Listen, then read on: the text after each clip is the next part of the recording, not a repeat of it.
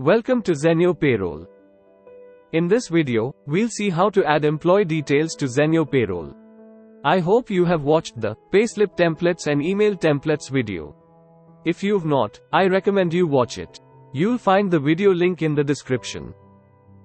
In this video, we'll see how to add employee details to Zenyo Payroll. Go to the Employees module and click on the plus button.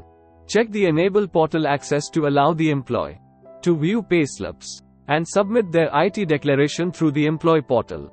Enter the employee's basic details, like employee code, name, email, gender, department, and other official details like employment type, role, reporting manager, holiday policy, expense policy, and work location. Once you're done, click Save. Now your employee is added to the list.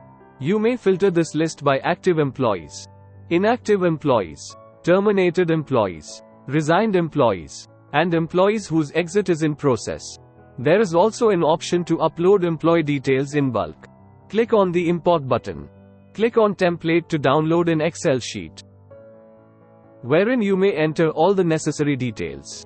To create an employee, save the Excel file. Now select the file and click on Upload. The selected file will be uploaded, and the employee details will be added to the list.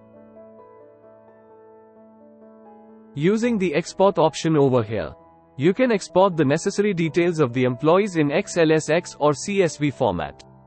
All you have to do is just select the field names that you want to export, and use conditions to filter the information you want. Click Export. If you found this video helpful, make sure you like, subscribe, and get notified so you don't miss out on any of our future videos. Thanks for watching.